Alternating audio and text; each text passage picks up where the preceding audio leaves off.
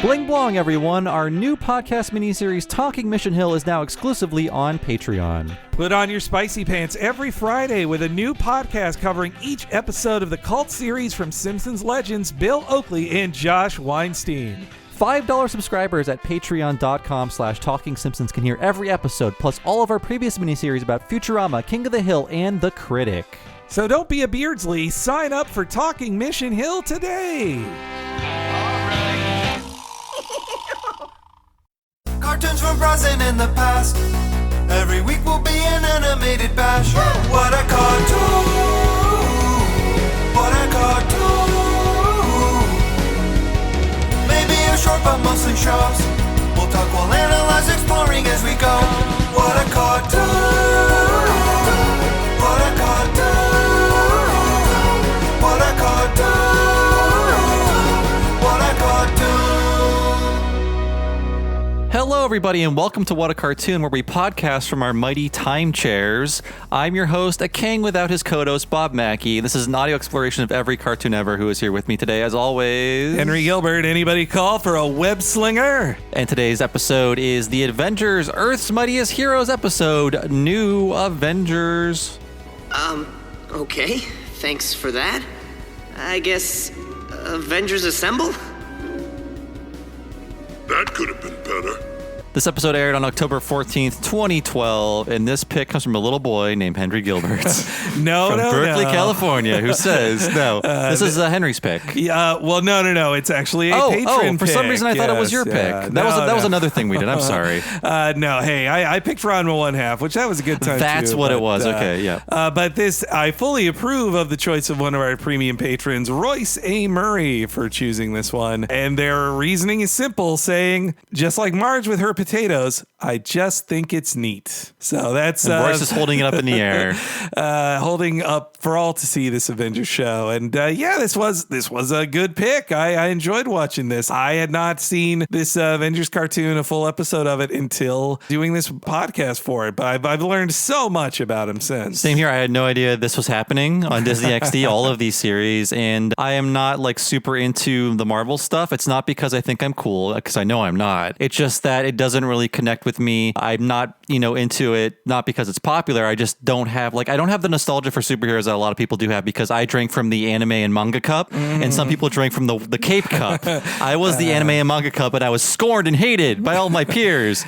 So I don't have any real connection with these characters, but I had fun with this episode. I alternated between the Cape and manga cups, but I you mixed the two cups. But I definitely watched and read more Marvel stuff as a kid than I did for Japanese comics. But I missed this too when it was coming out. I was working at a website, having my first website job in the first couple of years of it. And so at the time, I was definitely watching the then very new Marvel films that were coming out. But I wasn't watching the cartoons as much, especially why would I seek out Disney XD to watch it? That sounds, they changed it to be an emoji that the kids would love with the XD. So it just seemed beneath me, an adult man of 28 years. I was working at a nerd website too. I was working at 1UP, and all of these Marvel movies passed me by. They were not even on my radar. And then everyone was so excited about this Avengers movie. And I remember them organizing groups to see it together in 2012. I'm like, Avengers? What are you talking about? And the talk was, I didn't think they'd ever do this, but they finally did it. I felt so out of touch because I didn't understand. I just simply didn't have the context. Yeah, no, hey, it's not your fault, Bob. And now, I think too, you were cursed with having a birthday near when most major Marvel films come out. So that's true. Which what was that birthday that was ruined by Marvel chats? Well, I think 5 different birthdays. Oh, it wasn't ruined. I'm kidding. Well, I recall we were all eating together at your favorite pizza place. Even your Retronauts co-host Jeremy was there. That's right. Yeah. But Avengers: Infinity War had just come out, and so we were all talking about that big event that just had happened. I was the birthday boy, not Iron Man. I think after the first 10 minutes of discussion, I was like, "Oh, I'm sorry, Bob. It's your birthday." It's when I pounded the fist with my table with my fist. No, it's my birthday. But I didn't pay much attention to this show. The only time it became a blip on my radar was in late 2012 when the drama behind the second season was starting to be talked about online. Okay. Yeah, like which I'll dissect all that out as we go into the history, but that was only when I heard about it, and that stuck with me because the drama online pitched it as this was a show that was too good for Marvel and the stupid executives were going to ruin the show and replace it with a worse show, which they did indeed do. And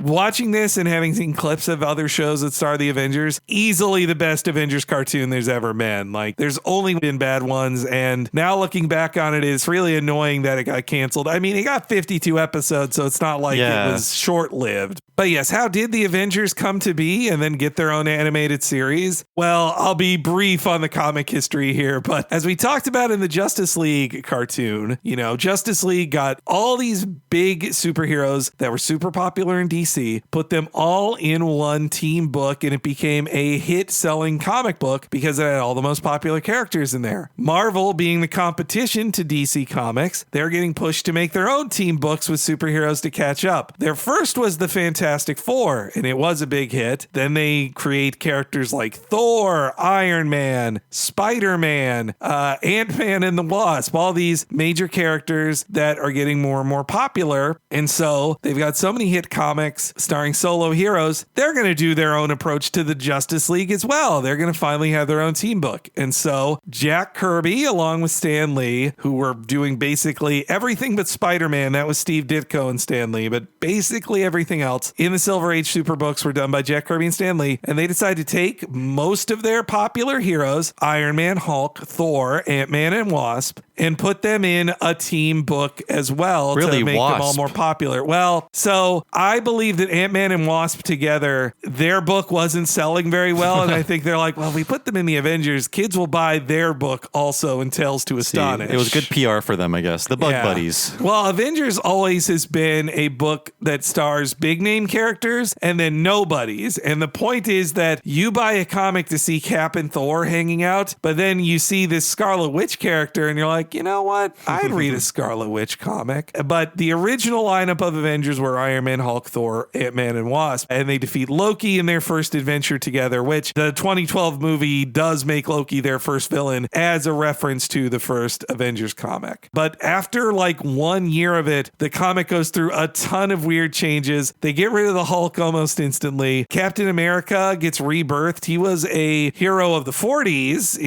but he hadn't appeared in comics. Well, there was a 50s run where he was like a commie smasher, but they're like, oh, let's pretend that didn't happen. We're not talking about that. He's breaking up unions left and right. Yeah, so instead, they get rid of all the Red Scare stuff, and they're like, no, Captain America has been frozen since 1945, and now he is unfrozen in current day, and he leads the Avengers. And then there was a really weird turn in the early years where Thor and Iron Man both leave the group, and instead it's full of like C-listers like Hawkeye, Scarlet Witch, and Quicksilver. And so the Avengers went from being this team of big stars to instead being a team that was defined by having a couple big stars and then just weirdos and new guys all around them. My introduction to these characters was the classic arcade game, I believe by Data East, Captain America and the Avengers. Yeah. How I know about all these characters in comic books is either through cartoons or video games. Like that was like my avenue into this world. Yeah, that's a good lineup that really captures what late 80s, early 90s Avengers were doing. Like the Vision in that, everybody remembers the Vision as an all-white android if they played that game, but that's how he only looked for like 3 or 5 years. After that, he went back to his yellow, red, green look that you saw in this episode. I loved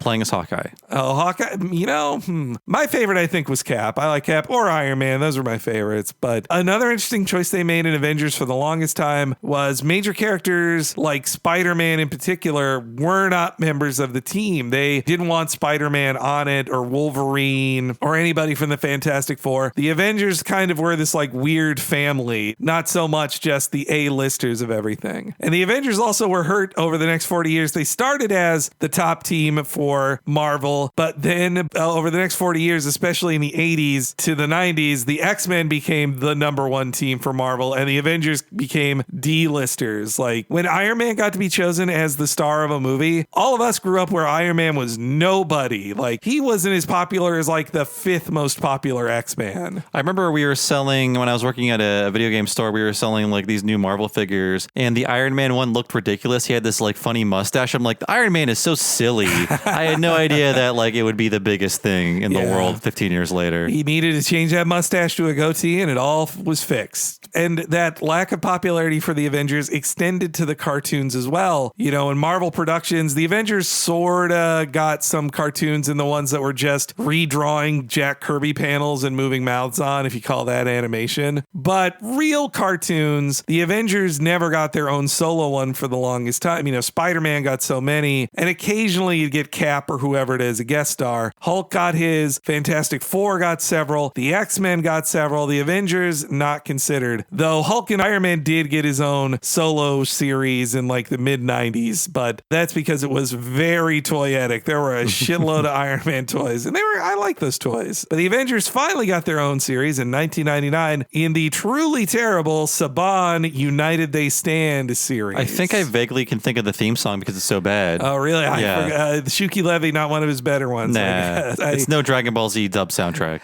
Saban, you know, they were making bank with Spider-Man and the X-Men, so obviously it makes sense they'd get to Avengers, but by 99, superhero cartoons aren't doing as well. On top of that, for some reason, Captain America, Thor, and Iron Man are not even in it. I talked about how, like, you have stars and then the weirdos. This was just the weirdos. It's weird. Yeah. I mean, what kind of pushed me more towards DC as, you know, a person interested in comics was that the cartoons are always better for the most part for DC things.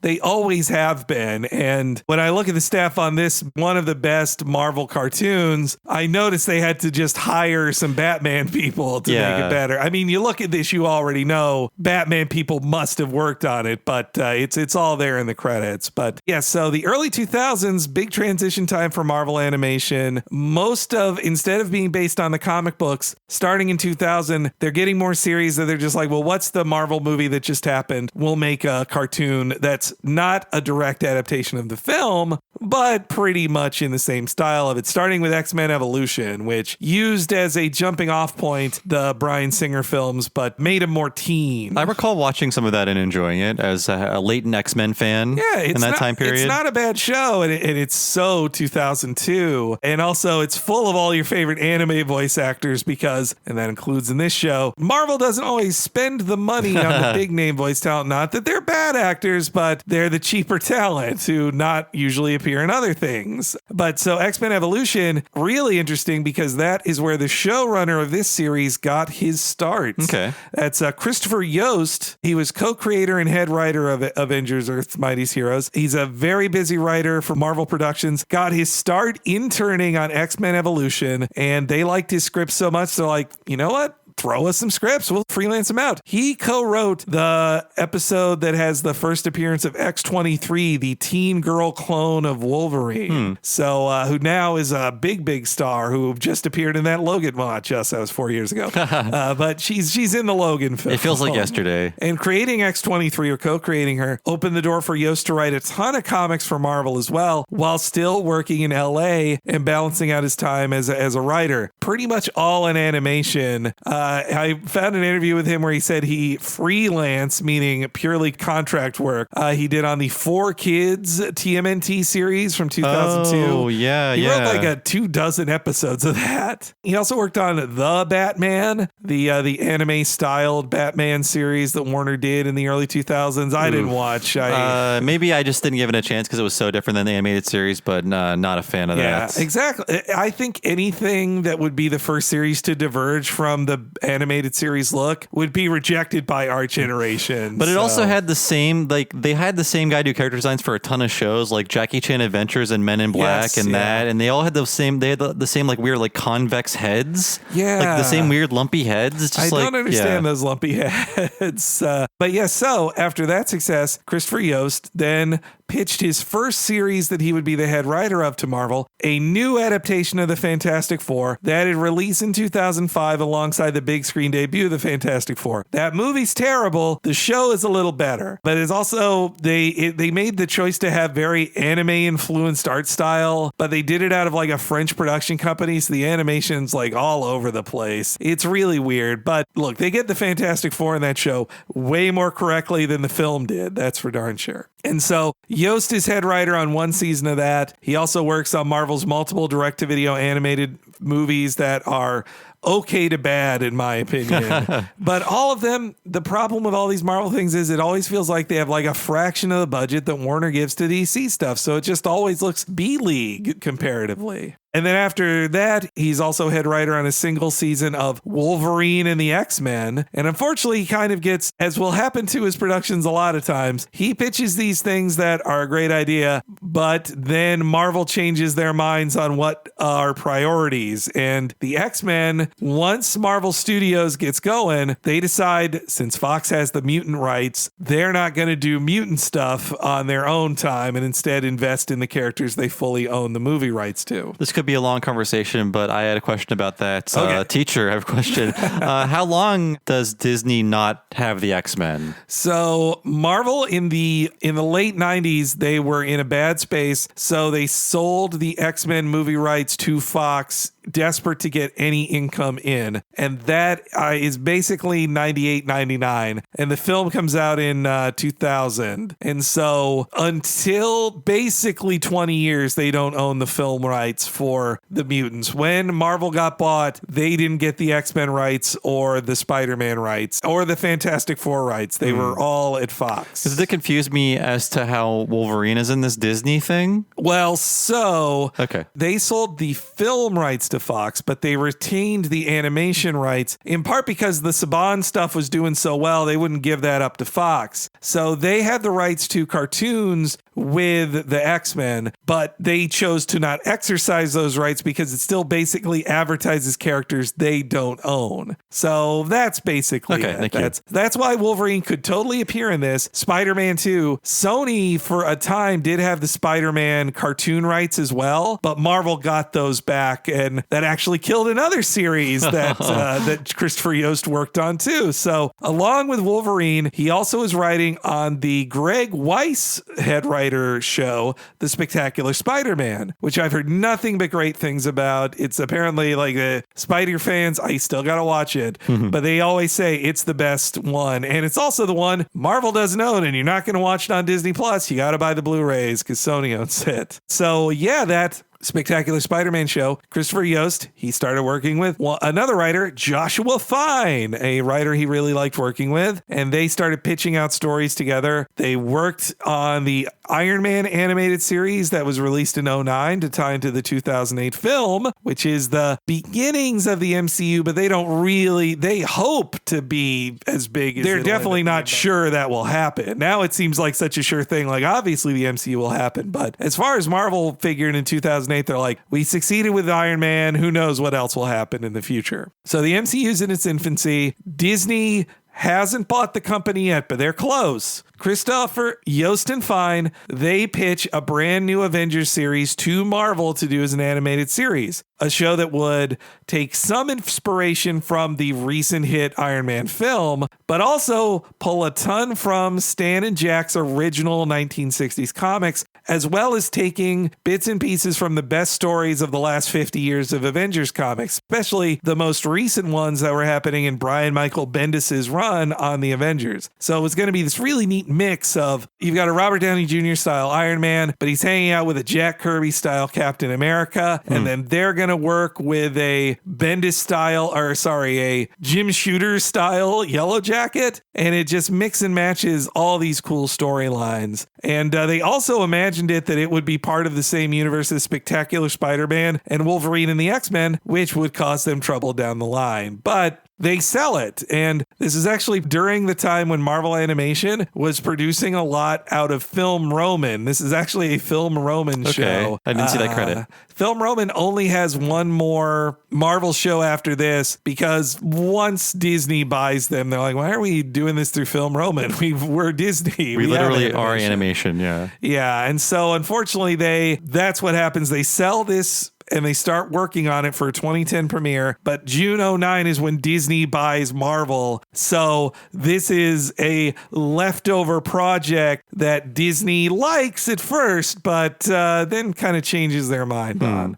So you've got Yost as head writer, Joshua Fine as supervising producer. On the animation side, Ciro Nieli is the first character designer and supervising director for the show. He had worked previously on the Teen Titans show and also Foster's Home for Imaginary Friends. He really captures the feel of the Jack Kirby designs while still modernizing them a bit too. And funnily enough, after he leaves the show midway through season 1, he goes on to be like the showrunner of the 2012 Ninja Turtles show that Nickelodeon did. And you can see a lot of the similarities in style of the way he draws action characters. But I don't know why, but at some point he stops being supervising director during season 1 and Frank Power takes over. And if you listen to our Gargoyles podcast, I already talked about Power a lot, but he was for the first run of Batman the Animated Series, one of their top directors. Right. And he got bought away to work at Disney's Gargoyles. And after that, he worked on Eric Radomski's Spawn series for HBO, but then came into the Marvel fold to work on X-Men Evolution. And he began a very long tenure there that only ended pretty recently, actually. And so him taking over this series was a big deal. And I think when you see the similarities with Batman the Animated Series, I think that's a lot of power there. Also, his old boss, Eric Radomski, still a high-level guy in Marvel Animation. He's been his boss the whole time in Marvel Animation. I think Radomski still runs it, though. I'll talk about it later, but there were some changes in the brass at Marvel Animation, but at least judging by his LinkedIn, Eric Radomski is still a VP there. Those LinkedIns never lie. So Power also brought along several other folks who had worked on Batman the Animated Series, including big-name Batman director Boyd Kirkland, who directed multiple episodes of the show, sadly passed away during the production of this show too. He an episode in season 2 is dedicated to his passing. So yeah, he died in 2012. So very sad. I had forgotten that about Kirkland. And the voice cast is good. I'll say this. I think they're good for the budget they were given. I think that when you look at the list of actors, they mainly work on video games. And I think they are, if not non-union, then cheap. The kind who can do 8,000 lines in a video game for lower pay than Kevin Conroy will, for example. Yeah, animation-wise, I was noticing it doesn't look bad, but I do see of how it's a lower budget show where in this episode all this chaos is erupting. It's like, where are the people? Yes. Yeah. Where are the cars? Where is anything? It's just it's like they're on a set or something. The artistry of Power and his team on this is how they cover the cut corners as best they can. So you don't think about it. But yeah, in this episode, they're only on my third viewing of it did I realize there's a hole in the wall and you hear a smash, but you don't see the wall being broken. You just see static characters standing in front of it. Yeah, no, and I mean, that goes to the voice actors too. They're all doing good and they hire some big name people. But I had heard, for example, well-known actress E.G. Daily, she voiced the character Mockingbird in a couple episodes and they wanted to bring her back, but they were like, you don't have the budget to bring back an actual big name actor. Yeah, she is a big name, to be fair. But so the recordings are apparently done out of Studiopolis, which I hadn't heard of that. We talk about Ocean Group, I feel like most episodes, but Studiopolis is LA based and they have lots of great actors, but mostly their stuff is in video games. For example, Wasp is voiced by Claudia O'Shaughnessy, Tails herself. Oh, wow. Okay. Which she has played Tails in kind of everything, including spoilers for the Sonic movie. But for Tails' very small cameo at the end, she is him in that even. Oh, man, Tails is in that? I mean, it's like a post-credits thing. Of course they're going to have a Tails post-credits thing. I guess if you have a Sonic 2 movie, you need Tails in it.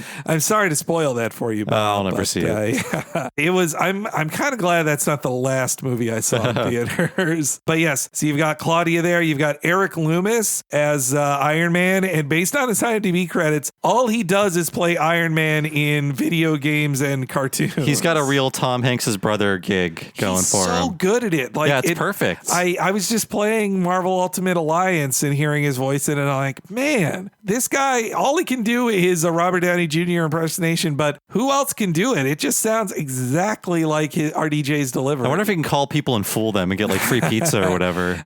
He's a master of prank phone calls, I bet. We got Rick D. Wasserman as Thor, Fred Tatasciore as Hulk, and he plays Hulk in pretty much every animated thing too. So there's a lot of carryover voices for some consistency, and that is also with a couple of guest stars in this episode too. And yes, done out of Film Roman. Their deal with Disney ended in 2015, which was fine, I guess, for Film Roman because they got bought by Stars anyway, and so they're now the Stars Animation Studio, Film Roman. I think I had ignorantly complained that they don't do Simpsons anymore, but I think it was getting bought by Stars that was why they didn't do Simpsons I looked anymore. it up. It was 2016 that they stopped doing Simpsons. So the first 27 seasons are Film Roman. I mean, I do miss it's fine. It used to be better.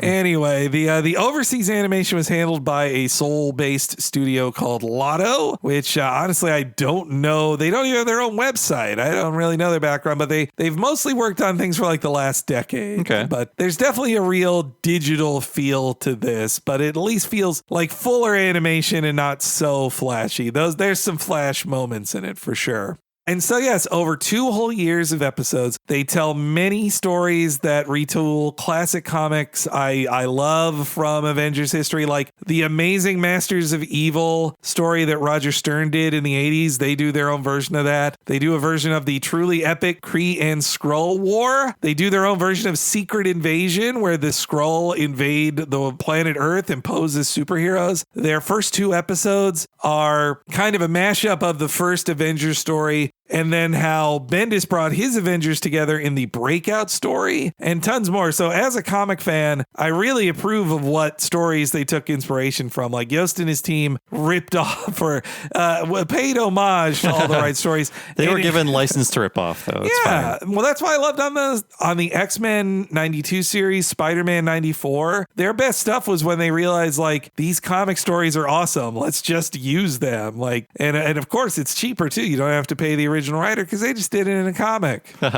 So they get 2 seasons and an Admiral 52 episodes, but that's where the executive meddling drama comes in. Ooh, it's going to get dirty. It was the online fans really didn't like what happened starting in 2010, right after it premiered. So Jeff Loeb, if you don't know who Jeff Loeb is, he actually was a Hollywood screenwriter who then moved into comics in the 90s. He wrote, I believe, Commando. I think he wrote a classic Stallone film, but then after that, he got into comics in the 90s, and he was known as kind of a superstar comic writer who would team up with big name artists. And I legitimately think he wrote several really good comic books in the 90s, especially the Long Halloween comics and Superman for All Seasons. If you want to read some good Jeff Loeb stuff, read that. But he also wrote some things that are not so good, but at least had a very popular artist on it who drew cool things. But then in the last 20 years, he really became a bad writer who wrote crappy comics. You mean the writer of Teen Wolf and Teen Wolf 2 is a bad writer? Oh, I didn't know he wrote that. Yeah, he co-wrote Teen Wolf, and I think he wrote Teen Wolf 2 or also. Well, I hope he didn't do the homophobic stuff in there. That was all him. Well, in the 2000s, he also moved back into television writing some crappy episodes of Lost and Heroes. Like those Heroes is just straight up bad. You can defend Lost. I know there's people who like Lost, but Heroes sucks, and he was a writer. I was on the sidelines of everyone being disappointed by both shows, and I was very smug about it. I'm glad I didn't watch any of Lost. I wish I hadn't wasted so much time listening to some video game podcasts that were so into Lost, and they'd spend like 20 minutes on like, what could this mean? It didn't mean anything. You were so right about that. Like every video game podcast is like, okay, 40 minutes Lost conversation. Nikki and Paula, what's going on with those guys? When that guy pulled the lever and then there was a flash of this, I think it meant that. Like, it didn't mean anything. They had no plans. You fucking... Anyway. And you can see, sorry to keep going, there have never been any Lost memes I've ever seen in my life. Like, everyone just collectively forgot. Yeah. We must move on. Let's never speak of this again. Nobody wants to do a Lost reboot. Nobody's asking for it. They even tried to bring back Heroes before they tried to bring back Lost. Yes. Fellow podcaster Henry Zabrowski was on Heroes Reborn. It didn't turn out well for him. Well, I hope he got a paycheck. He did. At least he got a good paycheck. But so, yeah, I definitely feel for Loeb that he also went through kind of a sad personal tragedy of his son died young of cancer. It's very tragic. But, you know, he really is not a very good writer. And I feel like he is a guy who failed up and he got to make more bad things instead of writing terrible comics that kill series like he did. Instead of that leading him to losing jobs, he just got more jobs. Once you write one werewolf comedy, the door is open for you to do anything you want. Yeah, and you could just always, well, we see this in the business world all the time of like, you never get hired because you're the guy who did for your last failure. You just say, well, you know, 10 years ago he did this, and so we're hiring the guy who did that. And you don't talk about the thing they fucked up for the last decade. You don't talk about the golden parachute he's shoving back into his briefcase. So Jeff Loeb, with his many successes in television and his knowledge and friendship with the folks who work at Marvel, he's able to get appointed as the head of television animation for Marvel Studios and eventually graduating up to just controlling all of Marvel TV. He was the executive in charge of that. And I also get that I can see it from Marvel's position that they wanted to have a comic book guy running things. I think that was important to them, but what Loeb's directive really seemed to be was he wanted more kid-friendly shows with a lighter tone, less continuity, and even more so to tie in better to the movies. And all the stuff I just explained about Earth Mightiest Heroes, it was made in the more Batman style of having stories that could appeal to kids and adults, and also reflected a ton of stuff from the comics instead of just endorsing the movies, but also like it was come up with before they knew what they wanted the Avengers movie to be. But then by the time the second season is airing, the Avengers film is coming out and it is not properly reflecting that Avengers as well as corporate synergy's all out of whack. I think that's all it was about for Loeb, and it really just sucks. So Loeb, and also I think, you know, I could be wrong, but a lot of times when executive comes in and they see a project that they didn't approve, they don't keep that going and they kind of kill that project and then restart their own project. But so when Loeb comes in during production on season 2, his changes can be felt immediately. They start season 2 with plans for a, season-long arc about a Skrull invasion. That ends at episode 12. And there's a hard end to that and pretty much any long-running storyline. And then the rest of the season until the finale are more episodic one-off things that don't have a giant long arc. That's so weird because it was only 8 years ago, and it feels more like conventional TV executive wisdom than a reflection of reality, because at that point, kids were all watching anime and streaming shows. They love things that tell long stories and they're slightly more mature. It's such a weird mindset, like a 90s TV mindset. Now in 2020, we know the kids of 2010, they had just watched Avatar: The Last Airbender. They want to watch this long form stuff. But Loeb, I think, very much was subscribing to the idea that a lot of executives have, which are continuity makes it hard to do reruns and it scares off children. Plus the big changes that happens once Loeb comes on, they end major story arcs. The next dozen episodes are one-offs. They change the opening theme to have the voiceover that is at the start of this one. They're like, the Avengers are these people. Who are the Avengers? And biggest of all, he hires on the writing team known as Man of Action, which... I don't like this already. I don't like this.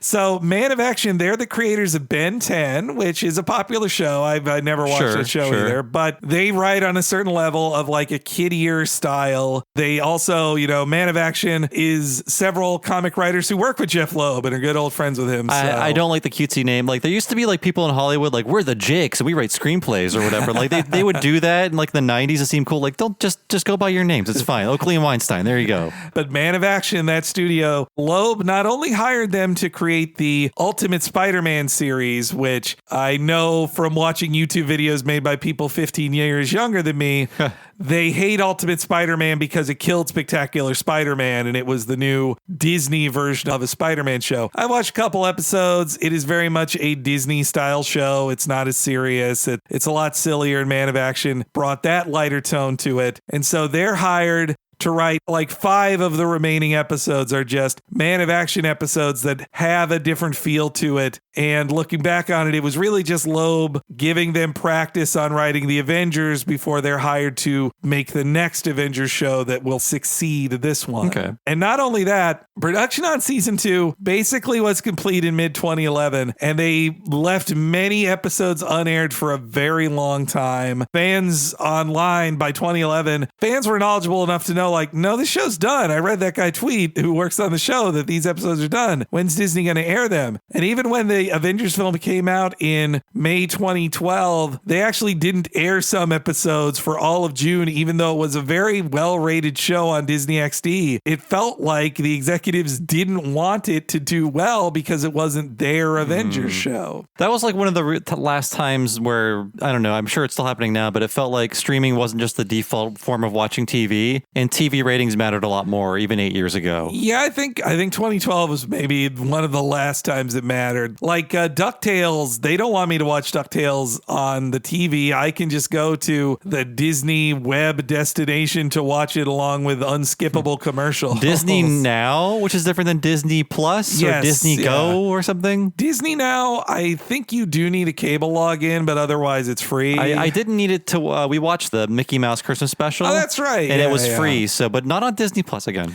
Streaming is weird. Streaming is weird, and you did have to watch children's commercials. When you watch things on Disney Now, you see what they advertise to kids now, which is a lot of goldfish crackers. I see lots of ads for goldfish crackers. I think that's all you feed children. You just sprinkle it on their beds, and they're good for the day.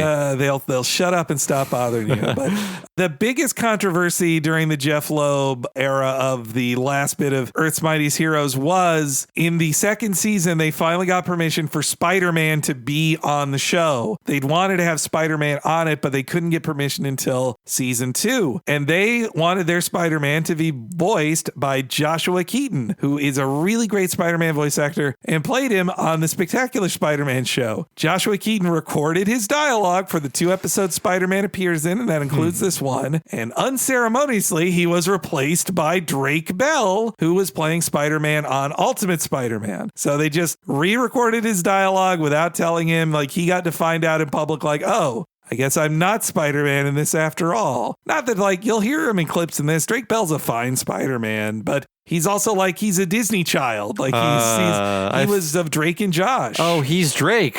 He's the Drake of Drake He's and Josh. the white Drake. Yes. But of course he's going to be Spider-Man. Disney wants a Disney kid at anchoring their Spider-Man. They don't want some nobody named Joshua Keaton, who, again, he's a really good Spidey, but he gets recorded over, as does J. Jonah Jameson. But that J. Jonah Jameson is voiced by J.K. Simmons, so it's hard to be mad about getting to hear more J.K. Simmons as J.J. So all this is happening pretty publicly. Fans are pretty pissed about it. They're even asking Jeff Loeb at conventions, like, "Hey, you're not canceling Earth Mightiest Heroes, right? Where's season 3?" And he's would just see things like, "We are very committed to the Avengers brand, and that's all I can say right now." But then June 2012, it is made official with just a wordless, 2-sentence press release. This series was not renewed for a 3rd season, the end. And I think Yost and his team knew the writing was on the wall, so they write a proper final episode where they fight Galactus, which was the guy's big dream. Like, Yost had hoped it would be a 3-episode deal, but they could only get 1 episode. I don't think those Disney cable shows they just get the standard order, even if they're popular, or they move on. Well, the next show that goes after this, they get like 150 episodes. I stand corrected. A lot go low in it, but if they're big enough, they do kind of wring them out to death. And that's Avengers Assembled. That is the show that follows it, which looks worse, isn't as well written. I only hear negative things about it, but I will say that it definitely looks more like the MCU movies, and you don't see any characters that don't appear in movies Disney doesn't own. So in that regard, it actually succeeds quite a lot. But yes, Earth's Mightiest Heroes is beloved by its fans, but Avengers Assemble honestly probably did better. But that's also because quality doesn't matter at that point. For a kid's show, if you just say the Avengers are on it, the kids are going to watch it. It's Marvel content. So Christopher Yost, he continues to work for Marvel, both on many comics and TV shows. He also is credited co-writer on the 2nd and 3rd Thor films. He's on Thor Ragnarok, the good one, and Thor Dark World, the one no one remembers. Probably the worst Marvel film. Doctor Strange? No, it's Doctor Strange is way better than it. Dark World, I think, is the worst, though. Ant-Man 2. Some might argue that Iron Man 2 is worse, I think. That's the one where Mickey Rourke is Whiplash. Whoa. It was right after his wrestler thing when we thought Mickey Rourke could be a star, and now he's not anything. But anyway, Yost wrote on those films. Also, he wrote for Star Wars Rebels and The Mandalorian. Okay, good cred.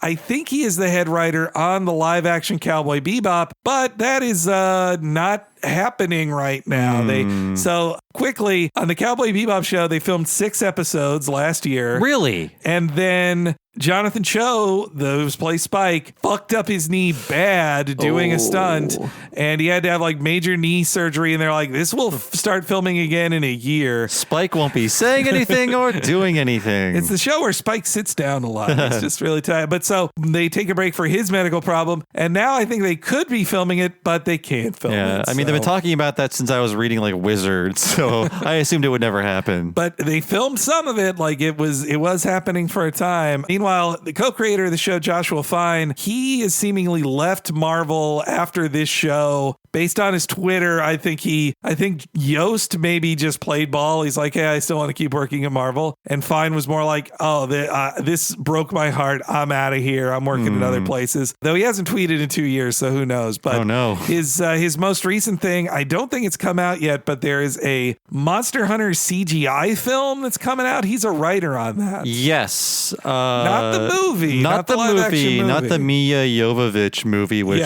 can't be good, cannot possibly be but good. I bet it'll make $1 billion. It'll make $1 billion, just like that's a Paul Anderson one. Yeah. All of those Resident Evil movies are bad, and yet they make so much money. We've seen your wife; she's very attractive. Yes, I'm glad you get along with her. You need to stop making these movies. But yeah, that Monster Hunter CGI film, I've only heard of it in titles, but maybe someday we'll get it. And also, like Frank Power, he worked on more Marvel stuff, but left Marvel, returned to Warner a couple years ago, and right now I believe he is the supervising director on the new Scooby-Doo show, Guess Who Scooby-Doo, which is their guest star driven throwback kind of show. Don Knotts. I saw one clip that Jim Gaffigan is on an episode and he gets in an eating contest with Shaggy, and I kind of want to watch that. I hope that's on HBO Max. I guess by the time you're listening to this, we'll know if it is or not, but I don't know right now. I've heard good things about that Mystery Inc. show, and it's all on Netflix. Oh, it's really great. Yeah.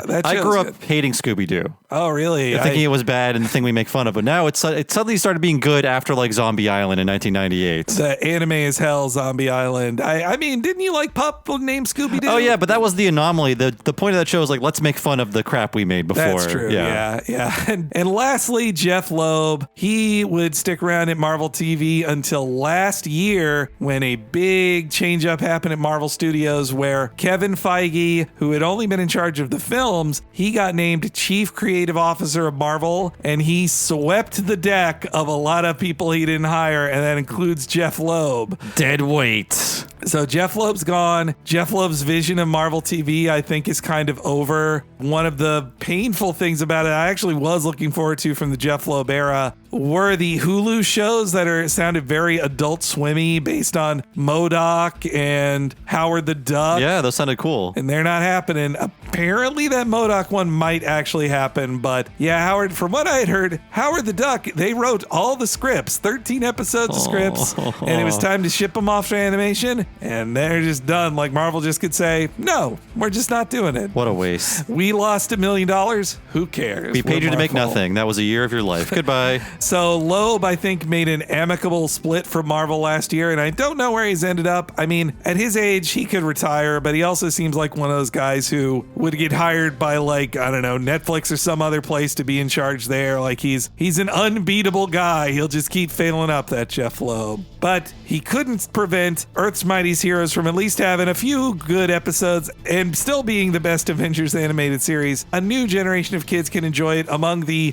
Like, there's just so many Marvel cartoons. I didn't realize until looking at them on Disney Plus. I had to dig to find this one. There were so many like Avengers cartoons and other Marvel things. Well, in the screenshot of them, they're indistinguishable in the way Disney presents them too. You can't really tell. Like, I had to look closely 3 different times when I was trying to pull it up on Disney Plus. I was like squinting, like, okay, this one's Earth's Mightiest Heroes. Wait a minute, these heroes aren't mighty at all.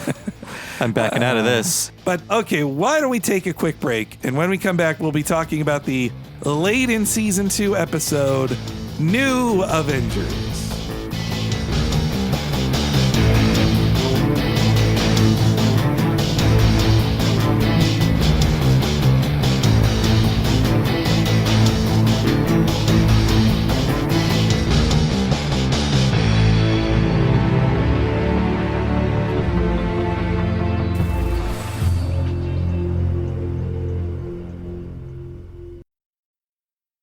Disney XD and Marvel present Their world is spawning dangers that mankind has never seen before. We should just go get these guys.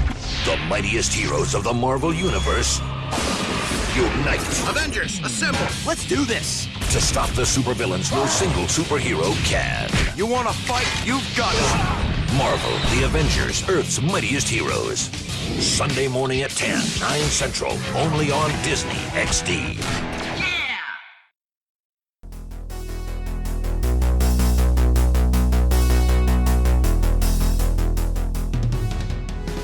Welcome to the break for Earth's Mightiest Podcast. It's me, Henry Gilbert. I'm just refilling my web shooter cartridges. Hey, it's Bob Mackey, and on a previous podcast, I said that these were DC characters, and I was harshly scolded by Henry. No. I knew better. I knew better. And thanks so much to all of our patrons. A big thank you to patron Royce A. Murray, who chose this episode. It was tons of fun to go back to talk about Avengers. But we appreciate the support of all the subscribers at patreon.com/TalkingSimpsons. That's right. If you head on over to patreon.com/TalkingSimpsons and sign up at the $5 level, you'll get all of these podcasts 1 week ahead of time and ad-free, and also access to everything behind the $5 paywall. Everything we've done for the past 3+ years behind that paywall will be yours the second you sign for $5 at patreon.com/TalkingSimpsons. That includes all of our limited miniseries, which to date have been Talking Critic, Talking to the Hill, Talking Futurama, and Talking Mission Hill, and also all kinds of interviews, end-of-season wrap-ups, and deleted scene specials for Talking Simpsons, and so much more. So many podcasts that I dare say that they are uncountable. I say to you, sir, try counting them. They'll just be more added to the pile. It's impossible. But Henry can tell everybody out there what's happening at the $10 level. You'll get all the $5 stuff, but also one mega-long podcast once a month that is only for patrons of that level or higher.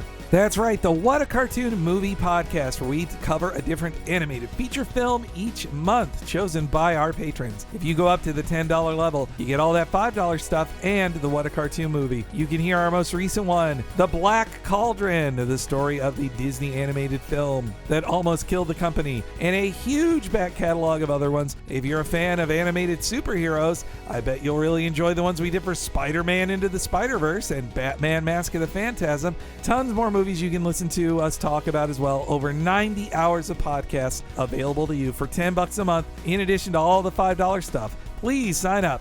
Patreon.com/TalkingSimpsons. And if you've never been a patron before, it's so easy to do. And once you sign up, you're given access to a code that you can access at any time you want. And you just drop that code into whatever you use to listen to podcasts. And that way you can download and listen to our bonus podcast alongside your free podcast that you normally listen to. And there's also a Patreon app for any smart device that you own that is so easy to use as well. But no matter which way you listen to our bonus stuff, it is very simple to do so by just going to patreon.com/TalkingSimpsons. All right, please check all that out. And now let's travel back in time, Kang style, for the rest of our chat about Avengers, Earth's Mightiest Heroes.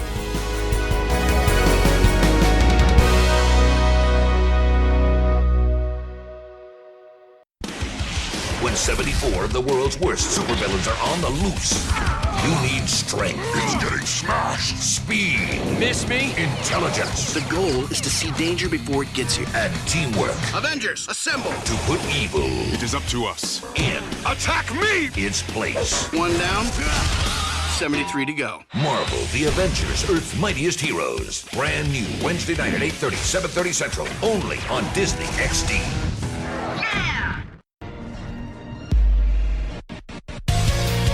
The world's about to break, tormented and attacked, lost from when we wake, with no way to go back. I'm standing on my own, but now I'm not alone. Avengers, assemble! Always we will fight as one.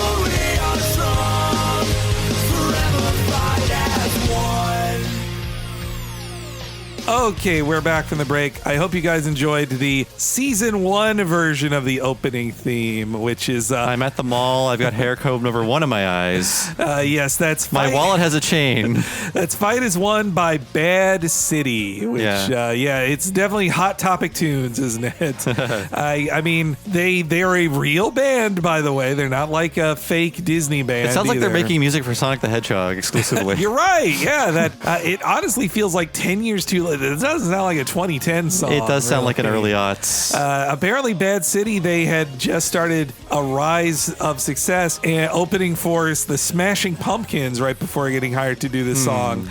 I think they broke up not too long after the series ended, and the most famous thing one of the members of Bad City has done, the guitarist has gone on to become a record producer who has worked on albums by Adam Lambert and Carly Rae Jepsen. Okay. So pretty There you successful. But yes, let's talk about the writer and director. Yost wrote this one. He has writing credits on a lot of episodes as head writer as well. I found a really good interview with Yost where he talked about how like he doesn't like being called showrunner for this because he's like, look, I was the head writer in the writer's room, but I didn't really do much with the animation. That was the supervising director. It sounds like it's a harder wall between the writer's room and the animation than there is on like a primetime cartoon. So did he adapt this story or is it an original story? This kind of takes bits and pieces from, so it's called New Avengers, and it takes bits and pieces from Brian Michael Bendis's run on the mid-2000s New Avengers comic. And especially the lineup of replacement Avengers in this episode, they're from the comic that was being published in 2010 called New Avengers that Bendis was writing. But there isn't one specific comic this takes from. I was so surprised up front that this was not a two-parter because by the time they assemble the New Avengers, there's like 5 minutes left in the episode. I'm like, wow, what are they going to do? I mean, they do it and it's satisfying, but they could have easily made this 2 episodes. Now knowing that Loeb was trying to get them to do more one-offs, this feels like a 2-parter Yost wanted to do, and then they forced him to get it down to a 1-part. Yeah, it feels like it should have ended with all of the new ones being assembled because their introduction takes so long. I mean, it's fun to watch, but it's like, guys, you got to take down Kang still.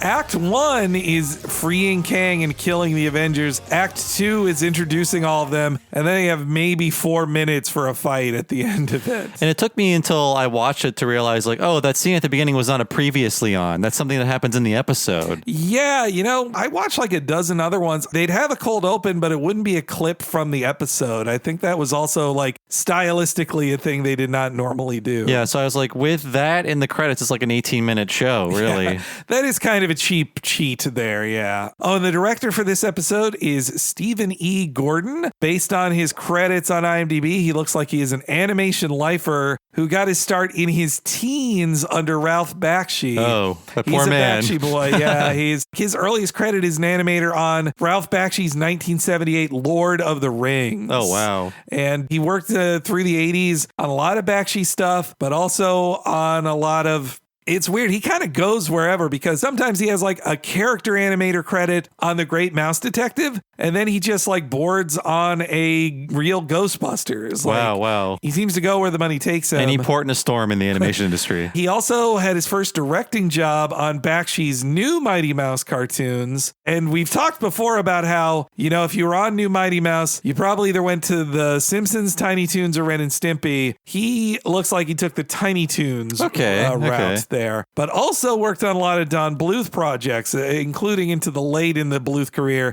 with those lesser shows that are not Pebble and the Penguin, Troll in Central Park. He definitely worked on Anastasia. He Yeah. worked on that one. And only with X-Men Evolution did Stevie Gordon move over to the Marvel world. And he worked on a ton of Marvel projects, including this show. But it looks like he followed Power over to Warner because his most recent gig was storyboarding on Scooby-Doo Guess Who. Oh, cool. Okay. Yeah. But a really interesting career for the Stevie Gordon guy. I wonder, our friend Thad Komorowski seems to know everybody who worked for Ralph Bakshi, so maybe he's got some Steve Gordon stories. They're all in a support group together. These poor men. These teenagers who work for him in the 70s, and they're like, I guess I'll work for this abusive man for the next 30 years. But all right, let's get into the episode itself. A very helpful previously on here to show Kang. In season 1, he's a multi multi-episode season 1 villain, and he is one of the top level Avengers baddies. He was created during the Kirby era. You look at his face, that's a Jack Kirby face. Yeah, I was wondering, it's like, this is where the Simpsons character's name comes from, probably, right? I think so. Like, Serac yes, is yeah. like Star Trek, right? And this is Kang. Yeah, Serac is, I always forget that. Yeah, that's Spock's dad. Yeah.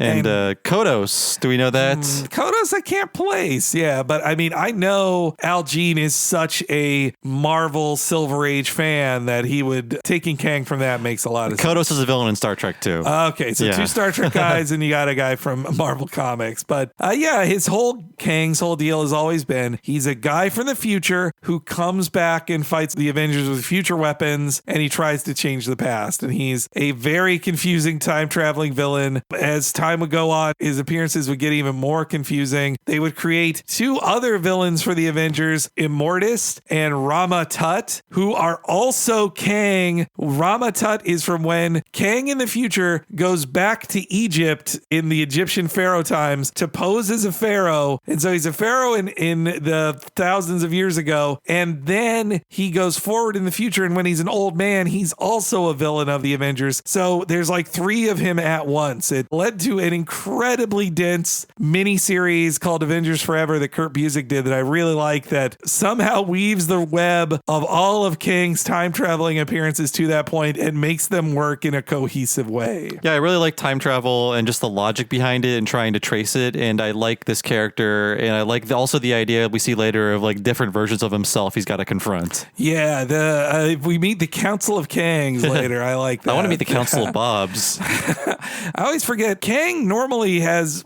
a white face underneath his mask. Like, he doesn't actually have a blue skin, but when he's in jail here without his armor, he is just like a blue-headed dude with a weird like tattooed frown on his face. And then right after the previously on, we get a tease of a clip from later in the episode, and I think it really is just about shocking the viewers to go like, wait, the Avengers all die in this episode? That would be on the cover, like, in this issue the Avengers are dead.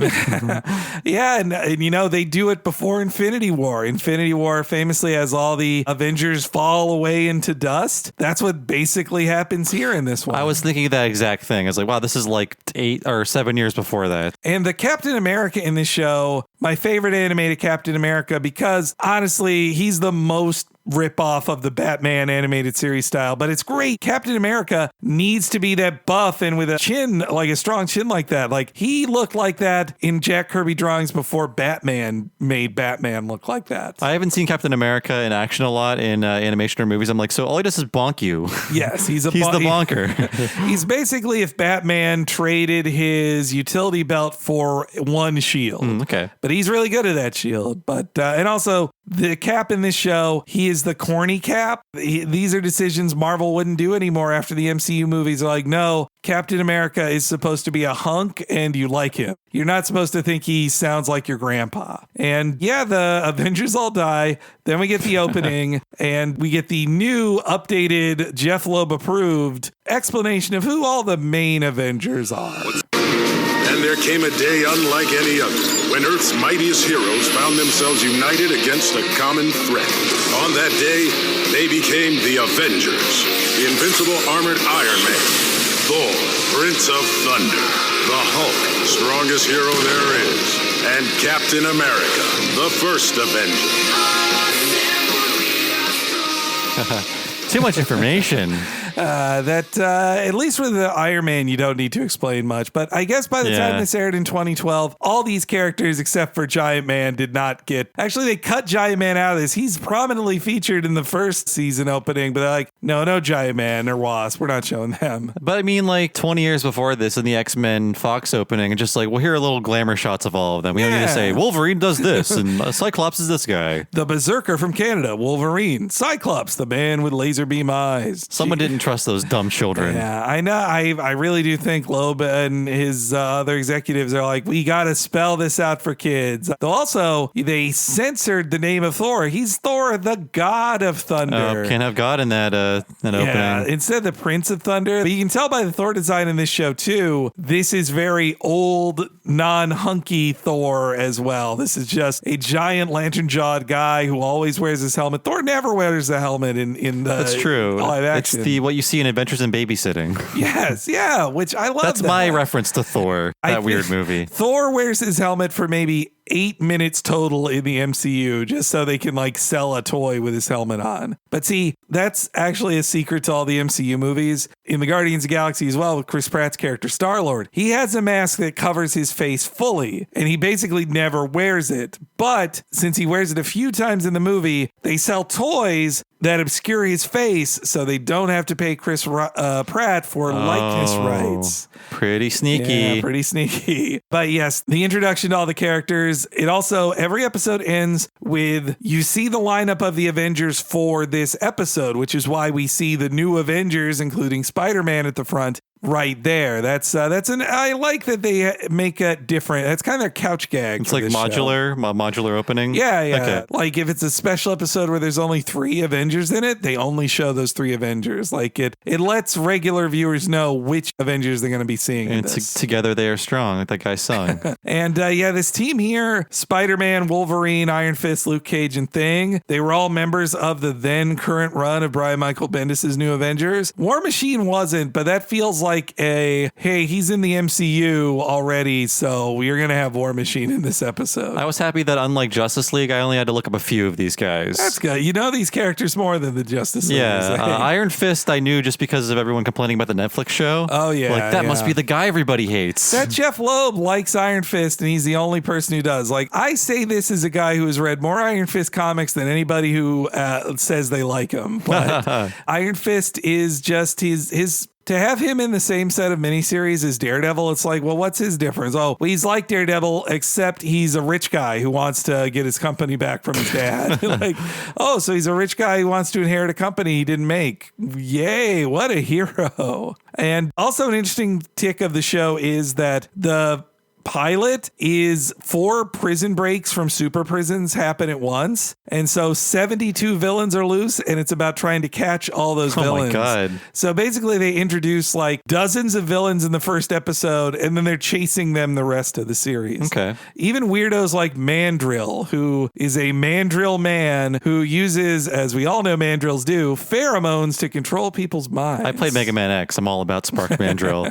Question about these guys. They control these super prisons or something? The Avengers? So, yes, the Avengers They're also do wardens? own prisons. Yes, yeah. We should look into this, these private superhero prisons. Well, you know, if you look into it too much, it does seem weird that S.H.I.E.L.D., which is a world government body, they control all these prisons and get to have these superpowered people under lock and key indefinitely. I mean, look, in the real world, if there was a supervillain who got caught once, they are sentenced to death. Like, They're like vivisected. We got to find out how they work. But in a comic book world where villains have to keep coming back, then they have to be put in jail, not given the death penalty, and then they just escape the next time you want to use them in a story. And so they're visiting one of those prisons because they're seeing a lot of energy is being spent around Kang here. And Wasp is fun in this show. She's kind of like a party girl who takes things seriously. But in this episode, for the brief time she's in here, she's floating around asking questions. She really reminds me of Tails here. She reminds me of like Navi from Ocarina of Time. Oh, yeah, it's like you're right. The tutorial fairies floating around telling you things. But yes, the Avengers are worried about Kang. What's the situation, Iron Man? About 20 minutes ago, the energy sensors I installed in Hydrobase's prisoner cell block went ballistic. They started picking up huge quantities of chronal energy, all concentrated around one man. Kang. Wait, I don't get it. Without his armor or his time chair, Kang shouldn't be able to do any kind of time travel shenanigans, right? So what's happening? Something bad, I'm thinking. Are you worried, Asgardian? You should be, because even chained here, stripped of my armor, I am still the conqueror, and I will not rest until you are crushed beneath my boot.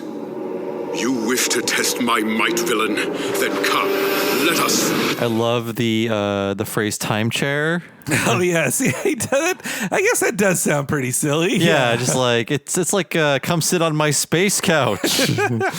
But it is a time chair. It is a time chair. Yes, I mean, if you're making a time chair, there's no time for like snappy titles here. And I love that this Thor, like classic Thor under the Kirby style, is a guy who talks in like fake Shakespearean of like, "Verily, I shall have it thee, thou lout." And You should be again, speaking Old Norse, but then no child could make it out. They dump all that for the MCU. Like he occasionally says like, "Oh, that's good," or like he'll talk a little bit like a fantasy character, but he definitely doesn't. They got rid of the outmoded Shakespearean dialogue. But I love that that's in here. Like this feels like, I guess another reason I liked watching a lot of Avengers. I watched like 10 episodes. I think it's because this is like the last gasp of the Avengers getting to look like how they did in the comics instead of just having to be facsimiles of the MCU. Yeah, before there was like the corporate boardroom synergy that has to like inform every character. Yeah. Right. Same with Hawkeye, never gets to look like this now.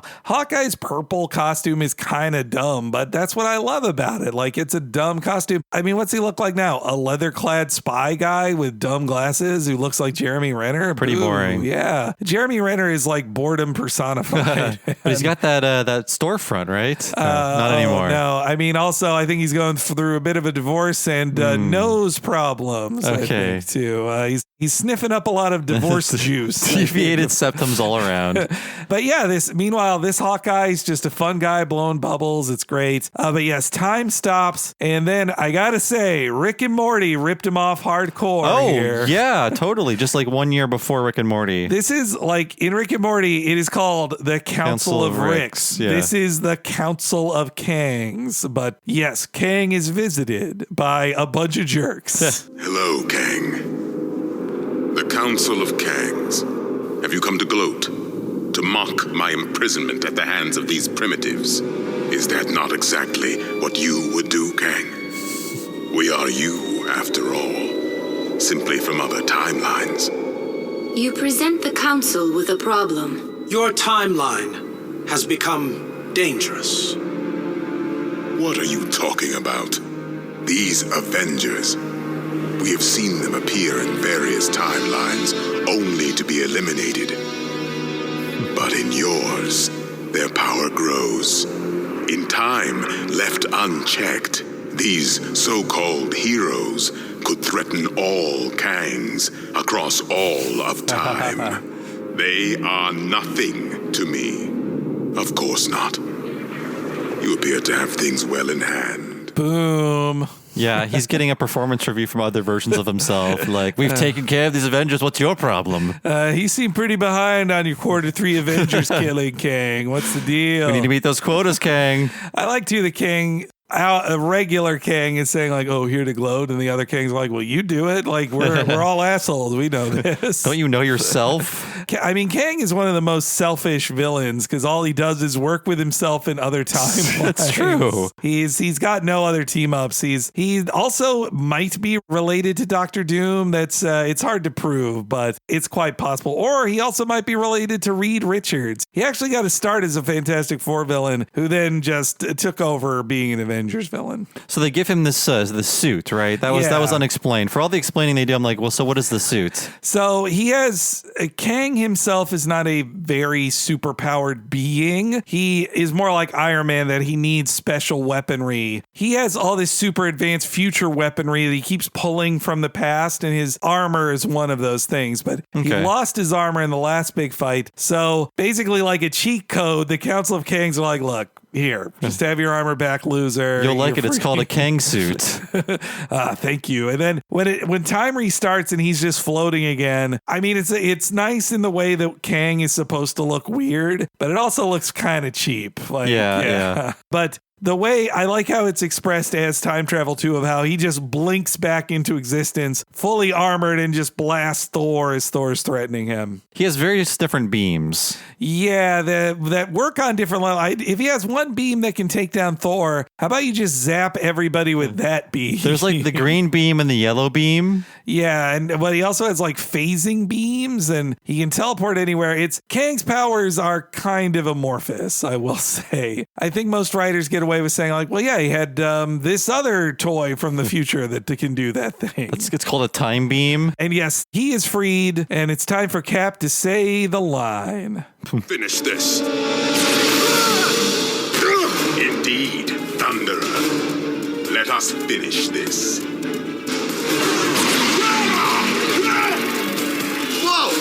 What happened? How did he do that? 1 second he was in the chair, the next... Our people are in trouble. That's all that matters.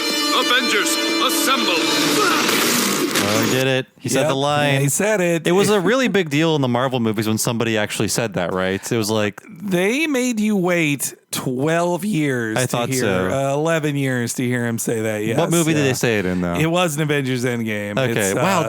Okay, so I didn't know it was an Endgame. Yeah. Okay. Yeah. Well, they teased it for a long time. In the second Avengers movie, Age of Ultron, at the very end of it, Cap is looking at his new Avengers, and he says, Avengers? And then, of course, because Joss Whedon is a real troll, he just cuts it there, and he's like, no, I don't want him to say Avengers Assemble. But that's why the Russo brothers, who are way better than Joss Whedon, they saved their Avengers Assemble for when every single Avenger comes back to life and is standing behind Captain America, and he's like, Avengers, and then he pauses because he knows everyone in the audience like me is like, oh, he's gonna say it. Get your popcorn, get ready. And then he said assemble, and there's no dialogue after that because they know the entire theater is going like, yeah. Boy, yeah, don't be ashamed of what you're adapting, guys. Come on. I think Russos aren't ashamed. I think Whedon, I don't think he's fully ashamed, but I do think he's like, he has to put too many smirks on it to be like, yeah, it's a comic book. Are we really doing this?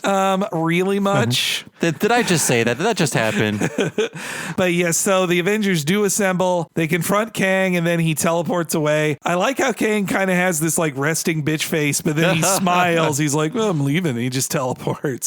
And that's when we hear Jarvis. Jarvis is an AI just like he is in the Marvel films. For the longest time, Jarvis, though, was the official Avengers butler, a real human butler. He is a Alfred ripoff. They're just like, we should have our own Alfred. So they made up Jarvis. Was he played by anyone famous? He's never been played by a live action Oh, no, I'm sorry. I take that back. On the Marvel TV show Agents of S.H.I.E.L.D., Jarvis is a man, but he's not played by somebody famous. I like how a lot of this podcast is you telling me basic facts about movies everyone has seen.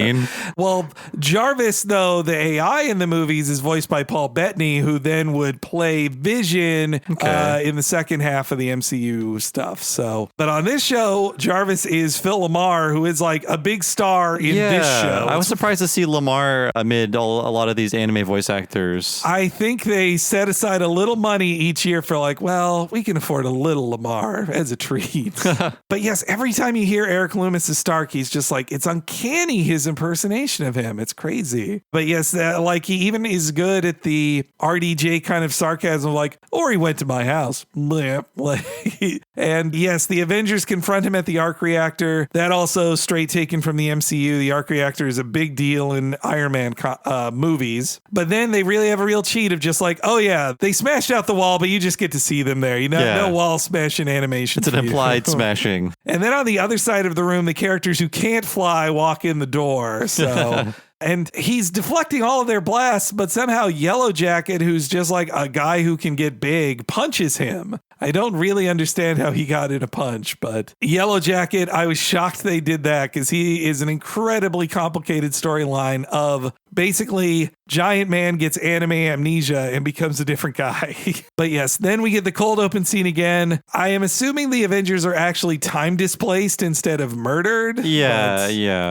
Does he use the word kill or dead? I mean, I think that popped up at least once in this, and it surprised me. Yes, Stark says, if you're seeing this, we're all dead. Yeah. And so the one change from the cold open is you do hear Stark say, new Avengers protocols, do it now. But yes, well, actually, why don't we hear the Avengers die?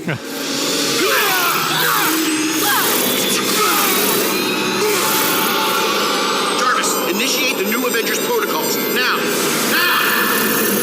And so, yes, then the next scene act begins with Jarvis kind of creepily, easily locating a bunch of superheroes with like surveillance software, I guess, that Stark Industries invented. We start with Spider-Man because he's the de facto leader of the group in this episode. And man, I wish it was Josh Keaton. I think he's a way better Spidey than Drake Bell. Drake Bell's fine. He's fine. But I would have loved to hear, like in this intro scene here, I would love to hear Josh Keaton complain about his sandwich.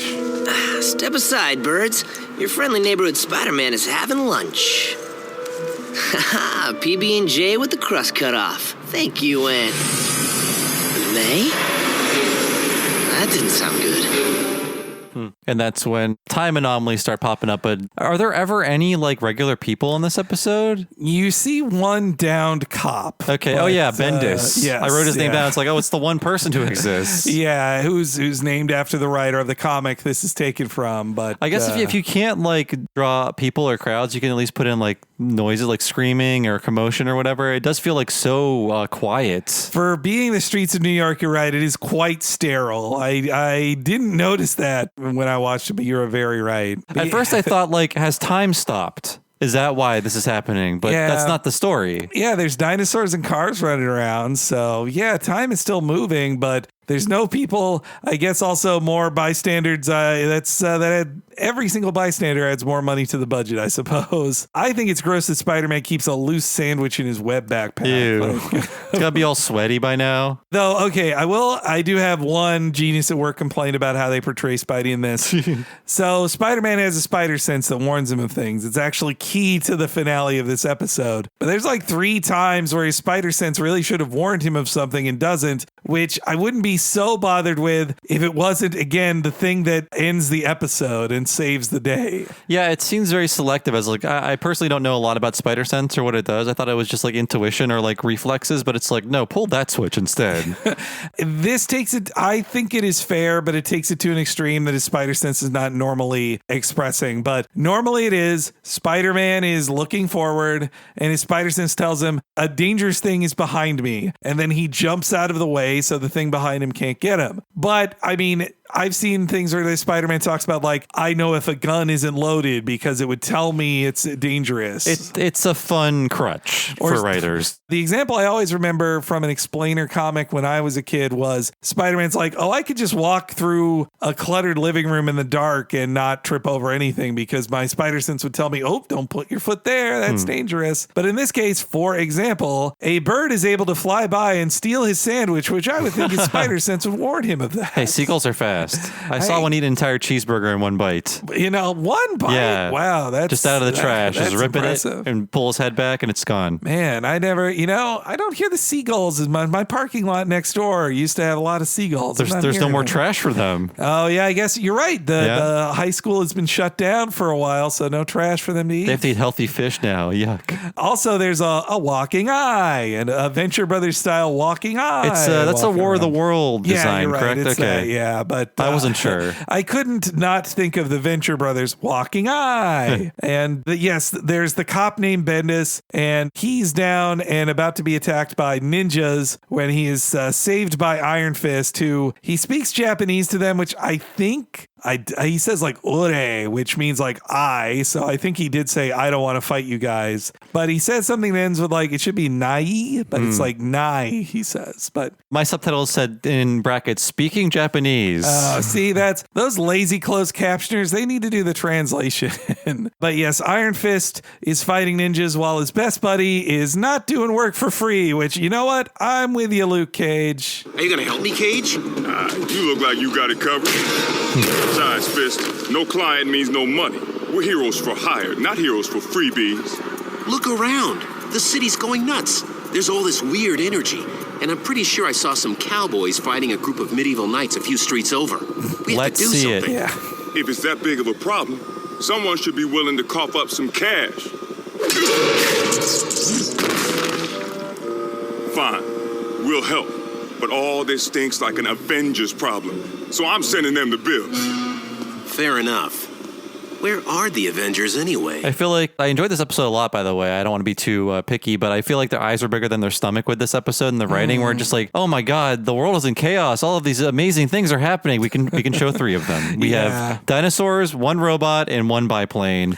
If I had to choose between dinosaurs and cowboys, I'd pick the dinosaurs if they're going to animate something. But you're right. Well, and also like introducing 5 new heroes to the show. 6 new heroes to the show. It's kind of a lot. I'm sure like these rooms full of heroes doing things are not cheap to do, so they have to find space elsewhere to ease the budget. So though at the very least they did have these character designs already done. Like all of them had appeared in previous episodes except for Wolverine. He had not been in a previous episode. But this Luke Cage, the Netflix Luke Cage he was a hero for hire in that he's like, hey, hire me to do things and I'm the hero of Harlem. But they kind of moved away from his like, I got to get paid stuff. Like this is very much classic Luke Cage, who Luke Cage famously in a comic like demanded money from Dr. Doom who had hired him. What are his powers? Just like strong? He is super strong and has unbreakable skin. Okay. So wow. It's it is defined as that. And he's like, oh, if you punch him really hard, like if the Hulk punched him, he'd feel it and be knocked unconscious. But even that wouldn't tear his skin. Okay. But he also does say that like being shot hurts him and he doesn't like it. He's like, ow, hey, stop it.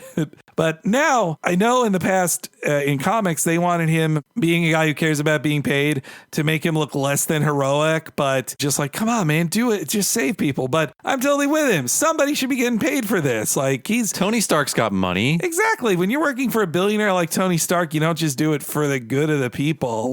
But obviously Iron Fist, they're both heroes for hire. But as I said, Iron Fist is some rich kid. He doesn't even understand the importance of it. That's Iron Fist for you. Some jerky rich kid. I'm totally on Cage's side. But it does seem redundant to have Luke Cage and the Thing in the same team. They're both like the strong guy. I feel like they should have had Mockingbird, but also to have a woman on the team. But again, Mockingbird is a more famous voice that I think they couldn't afford. I wrote it down. I just wrote down Hero Lady. There's one lady floating around. Who is that? That's Miss Marvel. Okay. Though this is right before she becomes Captain Marvel in the comics. Right, and that's the movie she's in. But this is her in her Miss Marvel style. But no lines or anything, right? Not in this episode. Okay. No. She had some major episodes, but honestly, this is a weird one to be doing. It's like, oh yeah, all the regular Avengers are barely in this episode, and it's about them getting replaced. But yes, the Thing also arrives, and I love the Thing. He's my second, after Spider-Man, my second favorite superhero character ever. Like there's something about him being just this simple guy who's like, what are you talking about? I want to see the game. He just wants his stogies and a nice corned beef sandwich. But also it was where Jack Kirby put a lot of his neuroses. Like Jack Kirby's like, this gal don't like me, and why would she? I'm a big ugly man. Nobody likes me. That the Thing needs to be a self-hating like crybaby as well. That's also what I love about it. But yes, let's meet the Thing. Thing, what was that? What's going on out here? It's better not to ask, I find. Pretty fancy suit there, Stark. Did you get bored with the old one? Okay, am I in some kind of alternate universe? Who are you? I'm War Machine. My name is James Rhodes. I work with Tony. Well, where the heck is he? Where are the Avengers?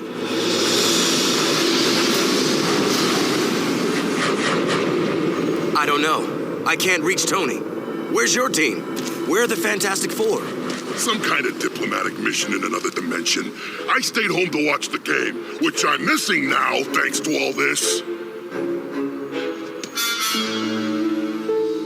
Any way you can find out the score with that suit of yours? That's my favorite line in the episode. I just love He should be able to. He just wanted to watch like the Mets play or something. And now all this, definitely they're not going to show a baseball game in this show, though. No, that's not in the budget either. Fantastic Four, Disney, that's a no-no, right? Well, then yes. Now, no. Now, no. Okay, yeah. They figured that out. Yeah, well, by buying Fox with the biggest merger of all time. Right, that's Fox owned them to make those awful movies. Yes. Now, and this was was one of the last appearances of the Fantastic Four in anything either, because again, the rule at Marvel became if we don't own the movie rights to them, we don't put them in cartoons or video games. And so I had to savor appearances like this from The Thing, because for the longest time you didn't get them. Like my beloved Thing smoking a cigar bust I have over there, like that came out in like 2004, and it was one of the last FF merch they made for a while. Did they make him a Christian now instead of the Jewish man we know and love? I would hope not.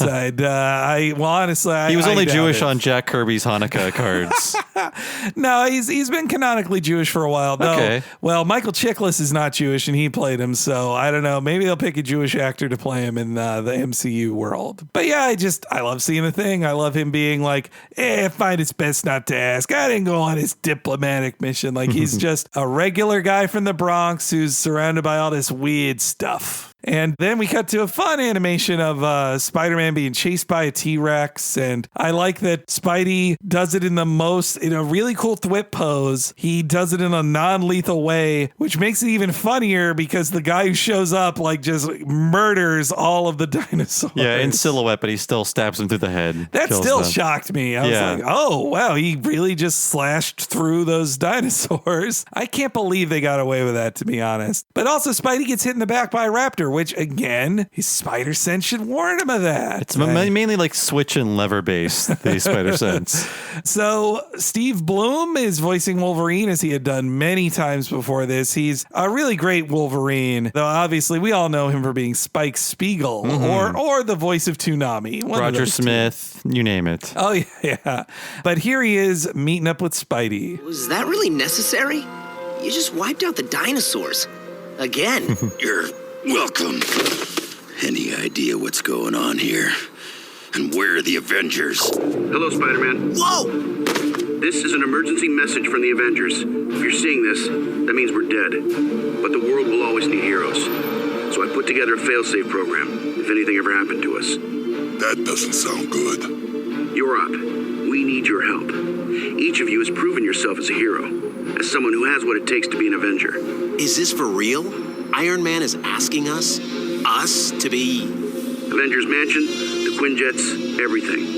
It's all yours now. The world is depending on you. So go save it. I'm pretty sure he was talking to you, bub. Well, what am I supposed to do? I have no idea what's going on. Hello, Spider-Man. I have additional information for you. I really like the Wolverine in this. It's just like, I don't want to be here. I don't want to guest star. I hate this. I hate you. Spider-Man interactions with Wolverine always are funny to me because Wolverine is like a stone cold killer and Spider-Man is like a dork. Too chipper for Wolverine. Even calling him his sidekick. And I also like that Wolverine is drawn as short as he can be. Wolverine is supposed to be like 5'2". Like he's not supposed to be a 6 foot tall movie star. Hugh Jackman does a really good Wolverine, but as far as height, he is not correct. But he is a jacked man. Yes, yeah. Hugh Jackman gets as jacked as he can, but this is a wide Wolverine here, a very broad wide boy. Wide boy, wide and short. Again, I hope they hire a short man to be Wolverine. They need to do as much as they can to differentiate themselves from the old X-Men movies. And so, yes, they all arrive at Avengers Mansion and meet up. That's where Spidey has his very timid assemble, he tries to tell them. Assemble. Which it's like, they're not even giving him anything. They're like, that kind of sucked. Okay. And when they head in to confront Kang, Kang lets them know that they are nobodies. Time phase in progress. Citadel transference at 82%. Hey, Kang, if you're really from the future, how many times am I about to punch you? Step away from the machine now, before we make you. Amusing. You think yourselves the new Avengers? Let me reveal to you what history tells of your little team here.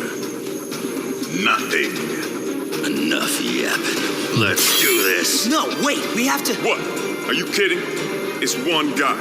What's he gonna do? So many beams. I gotta say, Cage looks pretty dumb in this episode. He does. He's like, do you know who Kang is? He is actually a guy who beat all of the Avengers. And Ben says like, it's one guy. Come on. I'm gonna punch him again. I'll just keep punching him, and eventually I'll win. But the whole point of this is to show that they're not a team yet, and they need to come together. But I think Iron Fist in this big fight that happens, he seems the most outmatched because he's like, Iron Fist's powers are that he is a guy who's really good at kung fu, but doesn't have super like strength or durability or anything, but can summon chi in his fist to make it an unbreakable fist that punches through stuff. Okay. So, I mean, Iron Fist is inspired by comic writers in the 70s watching clips of karate guys chopping through wood blocks. Like, man, that hand's unbreakable. Iron being the strongest metal available at the time. Yeah. Well, and also Iron Fist is about making a white guy to be the star of kung fu stuff. They're like, now believe me, Marvel also ripped off Bruce Lee, but they also wanted to have a white guy who was Bruce Lee as well. So they had Shang-Chi, the straight up Bruce Lee ripoff. And then what if Bruce Lee was a white guy? That's Iron Fist. Actually, it's basically, they just stole Batman's origins too. He's okay. He's a child of dead billionaires, except he is found by Shangri-La instead of in an alley. And so he just trains in Shangri-La for like 15 years. And then, or I should say Kunlun, just to be exact here. That's the name. They just rip off Shangri-La as well. But yeah, they just get blasted by every kind of laser, or they hit each other because he phases while they try to like whip him with webs. And then they get like blasted up out of the ground. I was confused about the geography of this. Like they go into the building, but it's like, I don't know where this room is. How are they getting knocked up into the above ground? So I believe in previous episodes, it's established that the arc reactor is below ground,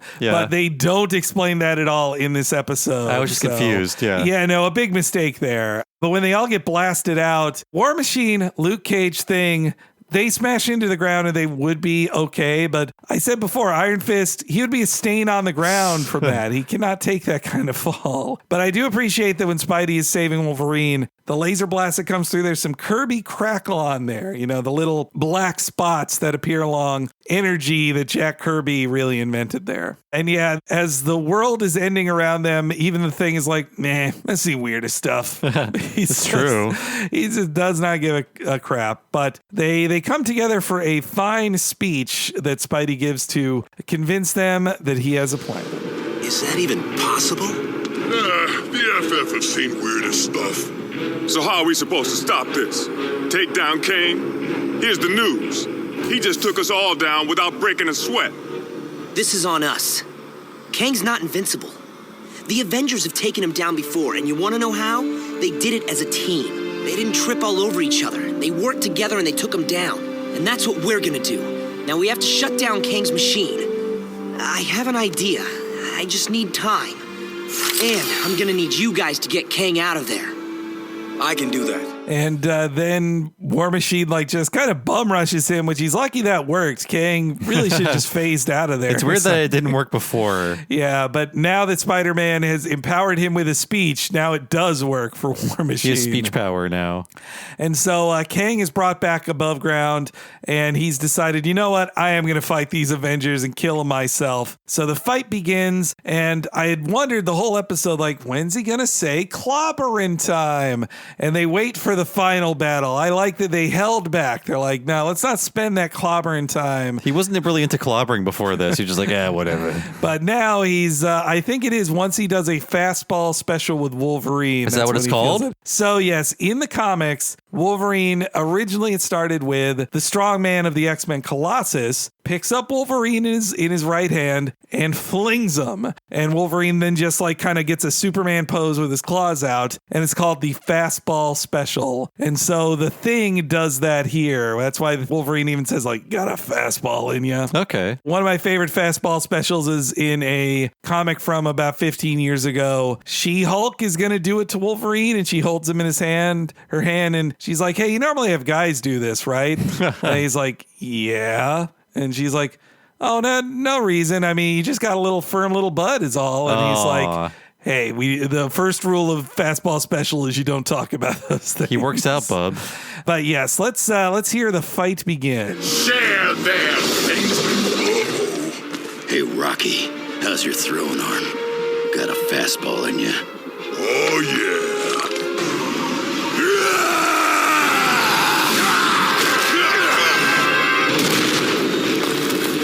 It's clobbering time. You did it. I love hearing that clobbering time. It's just great. But the whole fight is just a distraction, though. When Wolverine lands on Kang, if he'd have just like stabbed him in the face, it would have been over. Yeah. But guess he missed. Then, as they're doing this distraction, Spidey, really cool. I love the pose of a Spidey like lowering in his like upside down hanging pose. And that's when he hears Jarvis in his head tell him that Tony Stark knows how Spider-Man uses his spider tracers. Well, that's a funny joke. Spider-Man uses his... What are spider tracers? I didn't know that. Oh, they're basically little red spider things made of metal that go off at a frequency that Spider-Man can pick up. So if he needs to follow someone later, he throws it on them. Okay. And then he's not able to fully locate them. But when he's, say, swinging around on patrol, he'll feel a little bit of spider sense. And he's like, that's the spider tracer. There it is. So, but they don't even use spider tracers in any episode of the show. So it's just a deep reference for super fans. And then Jarvis is a real buzzkill here, saying that like Spider-Man can't just touch anything because he will die. But when he brings up that intuition is used, that's when I figure like, that's the spider sense. I knew it was coming in here. So as Kang is fighting them and he does a really cool move of like pulling future weapons out of portals. I did like that. Shooting them. Then Spider-Man, as those guys are getting their butts kicked, he figures out how to use the machine. All right, everyone's counting on me. I have to... Intuition, my spider sense. If I'm doing something that'll blow it up, my spider sense will tell me. Okay, Spidey, no big deal. You can do this. You can do... Okay, not that one. It's good that Tony made this system so easy to operate. Yes, yeah. It's like pull out this one little card. You just need 2 power sources and then you're good. But yeah, I like it's a clever way of using the spider sense that I don't see in many comic books. So, and it lets Spidey save the day in a way only he could do it, which is smart writing. So Kang realizes Spider-Man's messing with it. He shows up. That's another funny line where he's like, "Do you wish to intervene? I prefer metal." Like that's just a funny line. So yes, Spidey is able to reverse it, but I was thinking, especially with the dead raptors that go back in time, should that cause a butterfly effect of some kind? Yeah, somebody's going to be different. No, I read one time travel comic that argued because an extinction event happens to the dinosaurs, you can mess around with the dinosaurs as much as you want because that basically is just a clean sweep. Go back and shove them around.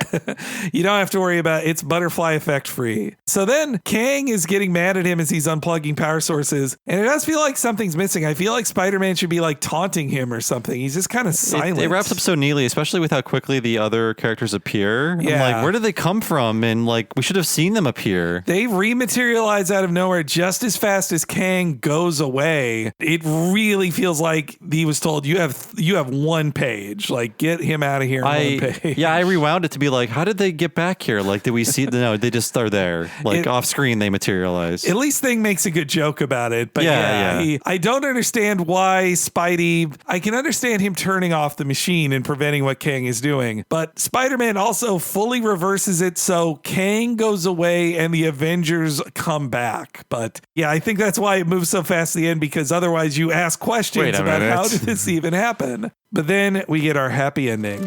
So, did we win? New Avengers. That actually worked. Well, Kang's gone. Who knows where or when. You guys are all alive. We pretty much saved the world. Although I think Luke Cage is sending you a bill. Yeah, I already got it. So that's pretty much that. I guess I can get back to chasing muggers.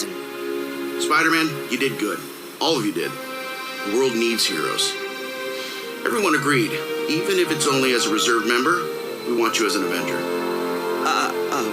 Wow. I don't know what to say. Thanks. So, does this get me a discount anywhere? Are we sure about this? That's an important moment in the series, right? Yeah, Spider-Man officially becoming an Avenger. Like, he'd only previously appeared in an episode where he's like, I can't be as good as you, Captain America. So it's a graduation for Spidey. I mean, him being an Avenger is a big deal. Spider-Man wasn't an Avenger for decades of comic books. Then he became a reserve member. When I was a kid reading comics, that's when Spidey became a reserve member. And that's kind of all I wanted him to be. I don't like Spider-Man being a regular Avenger, I have to say. I like him showing up for the big events, but Spider-Man is a street level hero. I don't like him going on giant Avengers adventures all the time. Do you know if he's in more of these after this? He's, I believe, in the Galactus finale, but I think that's it. There's only like 4 episodes after this. Got it. But also, that's another thing. Seeing this in here, I was like, oh yeah, the MCU doesn't do this. Marvel Avengers membership cards. Those membership cards are so cool. I always wanted one as a kid. They better get you discounts somewhere. 10% off at the movies. I think Spider-Man also just does it for free because they don't. Spider-Man in his comics needs to be poor, so if he got money for being an Avenger, then he wouldn't be poor and it would ruin his comics. But that's also a pretty bad deal for Spidey, that he gets to be an Avenger but also no money. And working pro bono. Again, Luke Cage knew he should be billing Iron Man for every crossover and just be looking to the rest of them like, don't you know your value, guys? If none of us ask for money, then what? We're all just working on spec. Come on. For a billionaire. Tony Stark promising Avengers level exposure. Well, that's worth more than any paycheck. But yeah, it was a fun ending, very fast ending. But I mean, I'm also not going to complain about an episode where Spider-Man saves the day, because this has secretly been another Spider-Man episode of the podcast for us. We've done 5, 4. Boy, I think this is Amazing Friends, Spider-Man 94, this one, and Spider-Verse. So 4, yes. Wow, okay. But there's 5 other Spider-Man cartoons we can do, and I'm sure we will at some point. Yeah, I did enjoy this. And like you said, there's so much of it on Disney Plus. Yeah. It's incredible. And yeah, I can see why people like these characters. Mm-hmm. Yeah. And again, I really love how much this captures the feel of the comics. And it's like kind of the last hurrah for this feel of the comics before the MCU gets so popular that they just leave that behind, and it's about referencing the MCU. It's going to be easy to see like the timeline in which all culture is destroyed by Walt Disney Corporation, just like how it's all just been smoothed out, this like corporate paste that we're being fed. And it starts around this time period, unfortunately. Pretty much 2013 onward, and then Marvel is the last acquisition. They all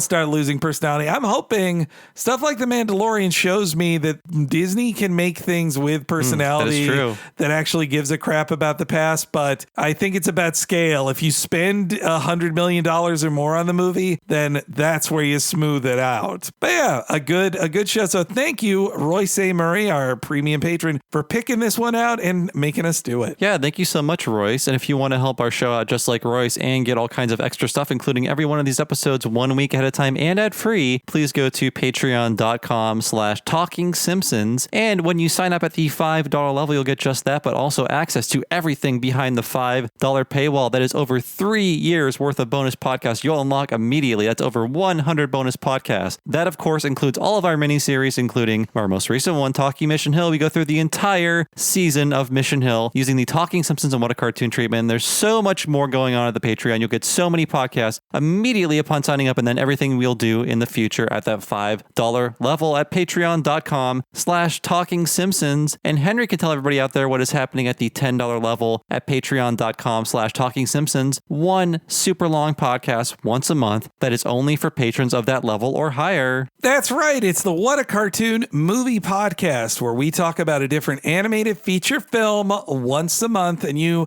on the free feed, you get to hear the preview, the hour-long or so preview that we do. But if you wanted to hear the full thing, often over 4 hours long, about a different animated feature film, you got to sign up real soon to hear it all. A back catalog that's over 80 hours, I think, at this point, of podcast and fun. Recent ones have included Toy Story 2 and The Castle of Cagliostro. And you know, if you enjoyed this one, you got to give a listen to our Spider-Man Into the Spider-Verse podcast. We had a ton of fun on there too. $10 a month. Get all that $5 stuff, plus the entire archives of the What a Cartoon movie at patreon.com/TalkingSimpsons. So I've been one of your hosts. I'm Bob Mackey, by the way. You can find me on Twitter as Bob Servo. My other podcast is Retronauts. That is a classic gaming podcast. You can find Retronauts wherever you find podcasts, or go to patreon.com/Retronauts and sign up there to get 2 exclusive episodes every month that are only for patrons. Again, that is patreon.com/Retronauts for my classic gaming podcast. Henry, how about you? Hey, you can follow me, Henry Gilbert, on Twitter at HENEREYG.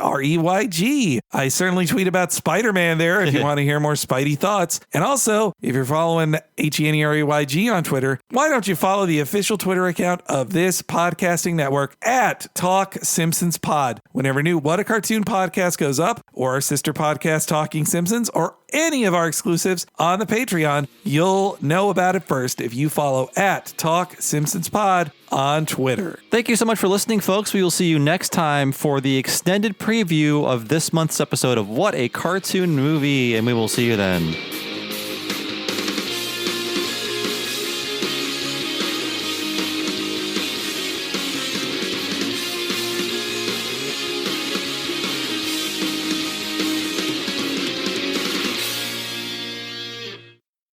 Well, I'm Spider-Man, and this is my trusty sidekick, Wolverine. Don't push it, Webhead.